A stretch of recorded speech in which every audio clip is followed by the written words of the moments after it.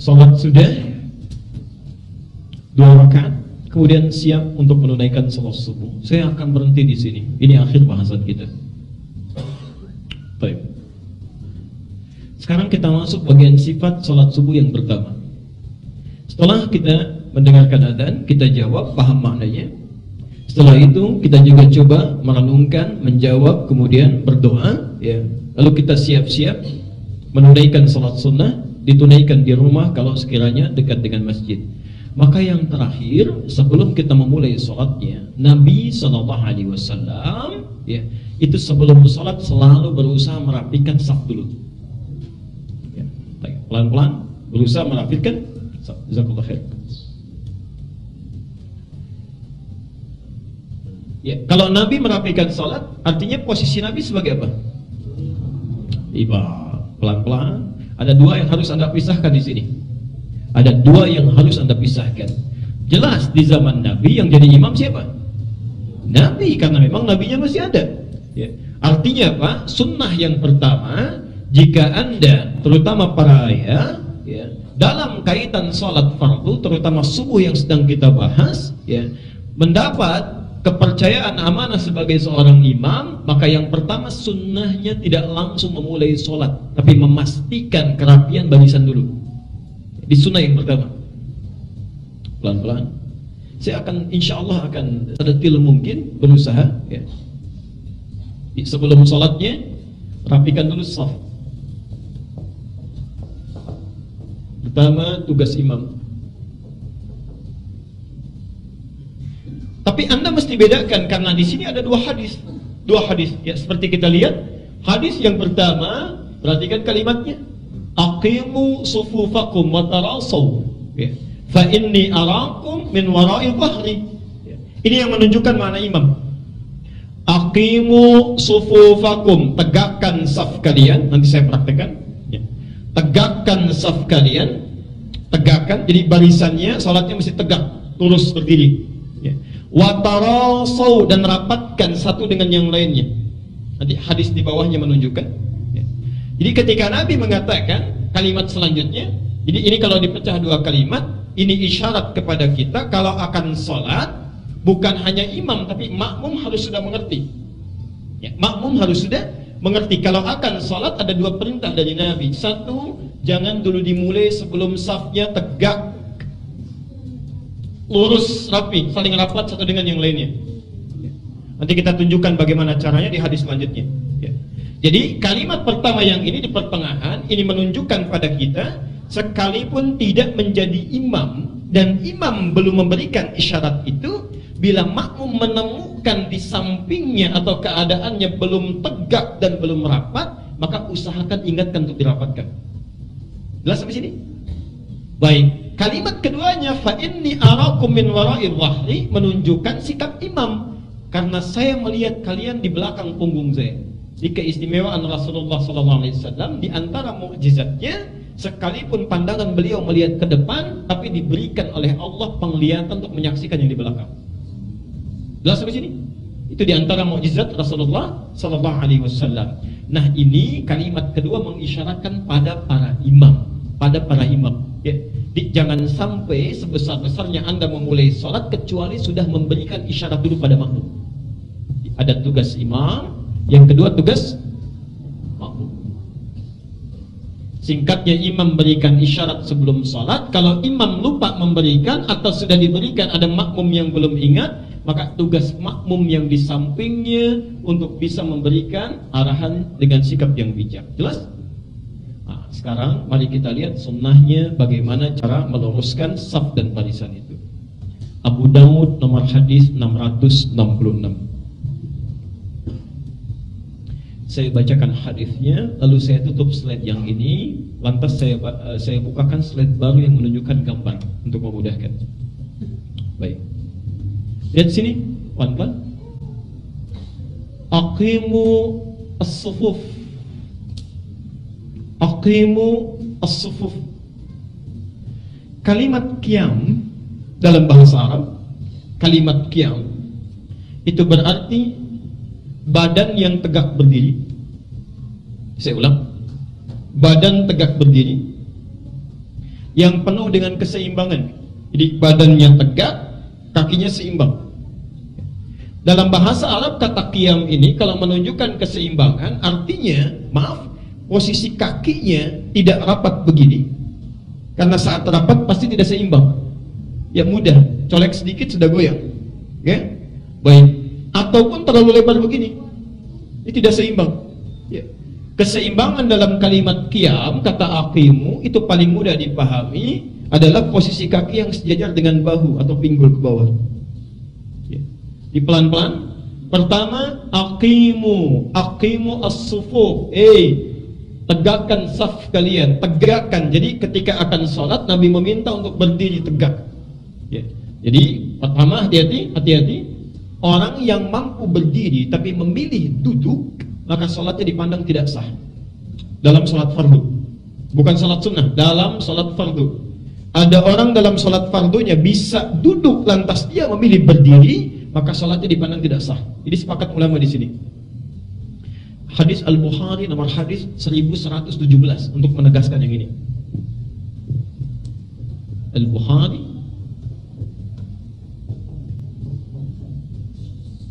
Shalli qa'iman. Salatlah Anda dengan berdiri, kata Nabi, menafsirkan yang ini. Ya.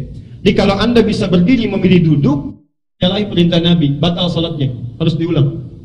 Kecuali dalam salat sunnah. Dalam hal salat sunnah, Anda masih boleh duduk walaupun mampu berdiri. Allah Ramadan misalnya pergi ke Mekah, lalu salat tarawih diimami oleh imam Masjidil Haram, bacaannya panjang misalnya, rakaat selanjutnya bisa berdiri cuma agak pegal, saya pilih duduk, boleh, sah. Cuma informasi saja, pahalanya setengah. Ya, pahalanya setengah. Hadis Muslim nomor hadis 731. Kata Nabi, salatul qa'id nisfus salat. Salat orang yang duduk dalam salat sunnah setengah pahala orang yang baik. Enggak apa-apa, setengah juga kan, satu kali salat 100.000 dibandingkan dengan al-ihsan masih dapat 50.000 misalnya. Orang hitung-hitung sampai ke situ. Baik, satu, jadi berdiri ya. Kedua, posisi kaki sejajar dengan bahu. Jadi enggak terlalu lebar begini, tidak terlampau rapat. Ya, jelas sampai sini?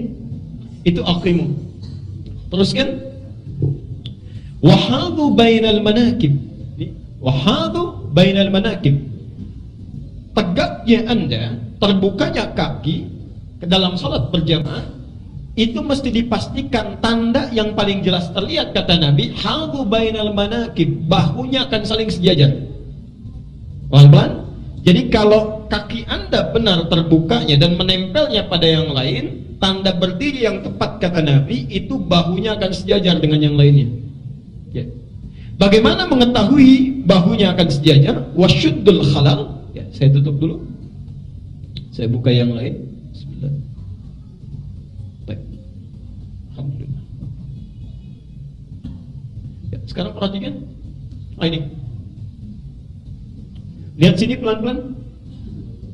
Ini ya. Jadi kalau rapat, kaki posisi sejajar dengan bahunya misalnya, ya. Kata Nabi, wahadu bainal manakib. Kalau orang benar lurus dan rapatnya berdiri tegaknya, maka tandanya bahunya akan sejajar, akan lurus. Nah, perhatikan, ini yang seringkali dianggap ringan tapi sangat menentukan.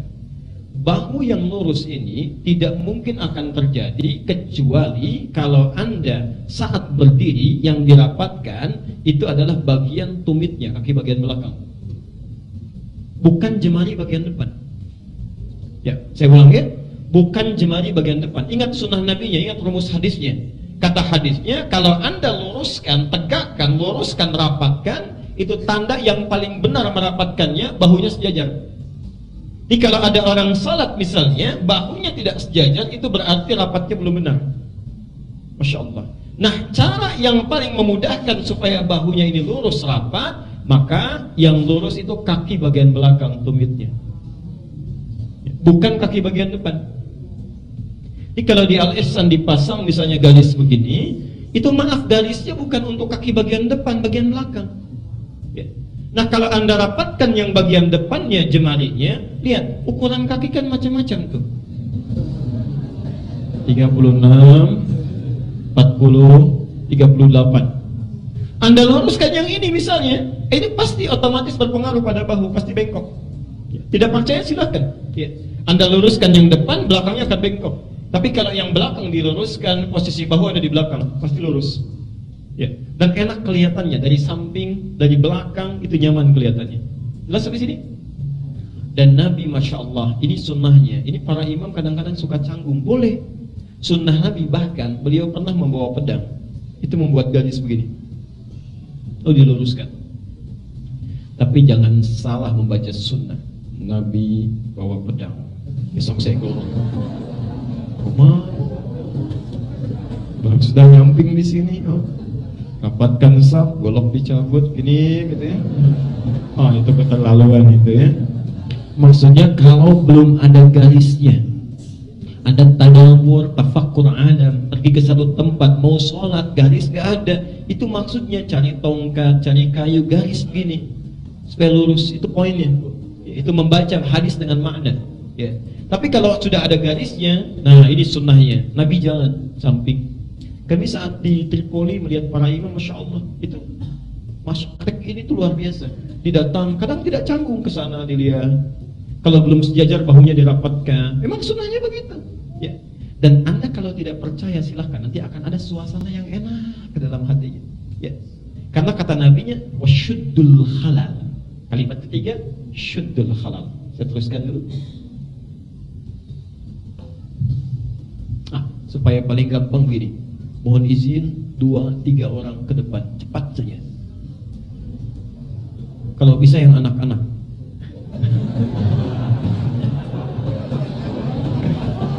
Gak apa-apa Pak, satu. Bapak. Ya. Ada yang mau? Akan? Bapak silakan. Nanti yang bawa anak-anak, insya Allah terakhir mohon berkumpul di depan anak-anaknya saja. Nanti kami siapkan sesuatu untuk anak-anak Bapak Ibu sekalian. Sekarang perhatikan ya. Mohon izin Pak, berdiri, tolong dikasih celah di depannya, dikasih celah. Jangan rapat, jangan rapat, jangan rapat. Perhatikan sebentar, lihat sini. Saya mau tunjukkan sesuatu. Mudah-mudahan bisa terlihat ya. Kalau barisan ini ada celah di sampingnya, ini sedang mau sholat ya, jadi mas posisi ke depan aja, nggak usah nengok, sedang sholat. Ini ada celah di tengahnya, begini, tidak rapat. Itu dalam bahasa Arab disebut dengan khalal. Khalal ya. Ini jari nempel tidak? Yang ini, tengah-tengahnya. Tidak ya, terpisah begini, ini khalal namanya. Khalal ya. Tapi kalau sebagiannya dirapatkan begini, dirapatkan misal, ini rapat ujungnya, tapi sebagiannya terpisah. Ini rapat, yang ini terpisah. Itu berubah namanya dari furjat, furjatun. Bisa. Anda kalau sholat kadang-kadang bisa ada ditemukan orang yang saat berdiri kaki bagian depannya nempel begini, belakangnya terbuka. Pernah lihat yang begitu? Jadi ini kaki kanan, ini kaki kiri kan begini ya. Temannya yang ini kirinya, itu kanannya kan nempel depannya. Nah, jadi yang depannya nempel, belakangnya terbuka kan? Nah, itu namanya furjat, furjatun. Nah, pelan-pelan kata Nabi wasyuddul khalal. Kalau Anda mau merapatkan, meluruskan, pertama syuddul khalal. Jangan sampai ada celah yang begini. Ya, jangan sampai ada celah yang begini. Jadi celah seperti ini dilarang oleh Nabi. Harus dirapatkan. Bahkan di hadis lain, orang yang menyambungkan saf yang seperti ini, maka Allah akan menyambungkannya. Maksudnya kalau dia putus dengan sesuatu, Allah sambungkan. Kalau dia kurang sesuatu, Allah percepat. Tapi orang yang sengaja memisahkan, memotong dalam barisan, maka Allah pun akan memotongnya. Ya, pahalanya terpotong, keutamanya terpotong, segalanya terpotong. Ya, dan jamaahnya terpotong. Saya teruskan. Kalau ada orang berdiri depannya, mohon izin Pak, rapatkan depannya seperti saya begini, buka. Ya, tempelkan depannya, mohon izin. Perhatikan. Depannya nempel, belakangnya buka. Disebut apa ini? Furjat. Lihat hadisnya. Saya teruskan. Kata Nabi, wala tadharu furjatin lisyaitan. Saya tutup sebentar. Mohon izin Pak, silakan duduk kembali. Lihat sini. Satu halal, Kita berhenti di sini ya. Kita berhenti di sini. Satu khala. Ini jaraknya kaki satu, kaki dua. Ada ruang di sini. Yang kedua, furjatun, furjah. Jamaknya furjatun. Ya. Yang ini kakinya yang kiri miring ke sini, yang kanan miring ke sini misal, ya. Berdirinya begini. Lalu ini si A, yang B yang di sini, kaki kirinya miring ke sini, nempel, kaki kanannya ke sini. Demikian seterusnya. Bukankah yang ini, yang B, kaki kirinya nempel dengan kanan yang A? Ya, nempel ya, depannya ya, seperti tadi. Kan ini kosong di belakangnya. Baik, kalau Anda temukan yang seperti ini, nempel depannya, kemudian kosong belakangnya, itu namanya furjat. Celah yang muncul dari sesuatu yang nempel itu furjat namanya. Nah, kata Nabi, Masya Allah, kata Nabi, Anda rapatkan barisan yang ini, tapi juga jangan meninggalkan celah untuk setan. Jangan tinggalkan celah untuk setan. Bahasa Nabi sangat lembut sekali. Maaf, kalau Anda berikan furjat sedikit saja, isyarat Nabi, setan masuk.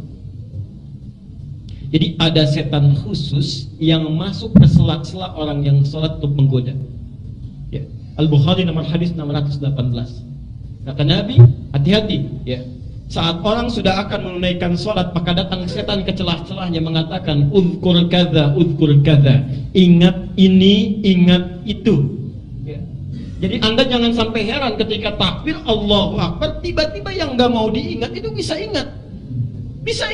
Tadinya gak ingat apa-apa. Begitu takbir Allahu Akbar, hari ini taklim di Al-Ihsan jam 8, berarti berangkat jam sekian. Ustadznya siapa ya? Datang apa enggak? Kunci mobil ada di mana? Arisan belum dapat tanggal berapa? Muncul semua. Tapi hadisnya belum selesai. Perhatikan kalimat hadisnya yang sangat luar biasa. Hatta la yash'urul musalli kam raqatan musalli. Sampai-sampai dia akan menggoda hingga orang yang sholat tidak sadar berapa rakaat sedang menunaikan sholatnya. Hadisnya sahih. Ya. Nah, jadi dari isyarat ini Nabi meminta kepada kita, kalau Anda ingin menunaikan sholat dengan sempurna, tutup celah ini. Tutup. Ya. Nah, memang kalau sholatnya begini pun sah sholatnya, sah. Cuma mengurangi kesempurnaannya. Ya, tidak sempurna. Kalau Anda ingin sempurnakan, diikuti sunnah Nabi-nya, maka coba untuk perbaiki, tempelkan bagian belakangnya begini. Ya. Cara yang paling mudah untuk menempelkannya tidak mungkin dilakukan kecuali meluruskan bagian depan dengan belakangnya. Ya lurus begini. Ya. Bagi yang terbiasa begini misalnya, sholatnya sah. Secara syaratnya sah, rukunnya sah terpenuhi, cuma beresiko didatangi setan untuk menggodanya. Kalau Anda ingin tutup celah setan itu, tutupkan begini, maka rapatkan bagian depan dengan belakangnya. Caranya luruskan. Gini. Itu yang paling mudah. Kalau tidak percaya, silahkan nanti saat Anda sholat, kemudian luruskan, rapatkan depan dengan belakang begini. Itu akan lain perasaan ke hatinya. Enak. Seakan-akan gak ada apa-apa gitu. Tapi kalau Anda ingin membuktikan hadis ini, silahkan saja. Kasih celah sedikit. Pasti suasananya akan lain. Ya. Baik. Ada orang berkata, biarin aja setan bisa ikut sholat dengan kita. Kalau Anda mau sholat dengan setan, jangan ngajak-ngajak kita, silahkan aja. Dan tidak perlu dicela ya. Ya, kalau Anda orang ingin berubah, jangan dicela. Jangan dipersoalkan. Orang ingin berubah menjadi lebih baik ya. Jangan mencari permasalahan yang tidak penting menurut saya. Dan kalau Anda mendengar hal seperti itu, jangan buang-buang energi untuk menyimak, mengomentarinya. Tinggalkan aja. Itu paling gampang ya, itu paling gampang. Baik, saya tutup hadisnya terakhir. Walinu bi aidi ikhwanikum. Tapi serapat-rapatnya Anda dalam menunaikan sholat setelah rapat itu, jangan sampai menyebabkan, hati-hati, tangan bahu saudaramu susah bergerak. Ya. Kita harus mencoba mempraktikkan sesuai dengan sifat sholat Nabi. Rapat sampai begini, begitu mau takbir susah. Oke? Itu nggak boleh begitu, itu tidak tepat. Tidak tepat. Baik, jadi hati-hati dengan setan yang menggoda orang sholat. Namanya khanzab. Untuk sekedar informasi, namanya khanzab. Ya, ha, nun, zai, ba, itu khanzab. Setan yang menggoda orang dalam sholat, itu khanzab. Setan rumah namanya dasim. Ya, perempuannya dasimah. Ya, dasim. Baik. Terus Anda tinggalkan rumah, sekarang kan sedang ditinggalkan, itu setan masuk otomatis. Dasim itu punya dua tugas. Satu, mengisi ruang yang kosong. Ya, Anda tinggalkan ruang kosong, kamar misalnya, kosong Anda tinggalkan, itu dia masuk. Cara mengusirnya Anda ucapkan salam. Anda ucapkan salam. Begitu masuk, tuh ucapkan Assalamualaikum. Dia akan berkata, perhatikan, fayaqulu syaitanu, dia akan berkata, setan pada temannya, kita tidak punya tempat menetap di sini. Tapi kalau Anda tidak mengucapkan salam, dia akan berkata, kita punya tempat menetap di sini. Hati-hati ya. Dan yang kedua, dia menyertai makanan dan minuman yang akan diminum, dimakan. Ya. Cara mengusirnya ucapkan bismillah, basmalah. Ya. Jadi ketika Anda minum bismillah misalnya, dia berkata, kita tidak punya bagian dari minuman ini. Tapi kalau Anda tidak ucapkan bismillah, dia berkata, kita dapat bagiannya. Kalau Anda sudah minum, tidak sadar mengucapkan, lalu Anda ucapkan di tengahnya, bismillahi awwaluhu wa akhiruhu. Ya. Bismillahi awwaluhu wa akhiruhu. Setan akan muntahkan kembali. Ini ternyata bukan bagian kita. Ya. Hati-hati ya. Pulang ke rumah, ya, ucapkan apa? Assalamualaikum. Kalau ada yang tidak jawab, biarkan. Kalau dijawab, ya alhamdulillah. Waalaikumsalam misalnya, padahal nggak ada orang. Baik.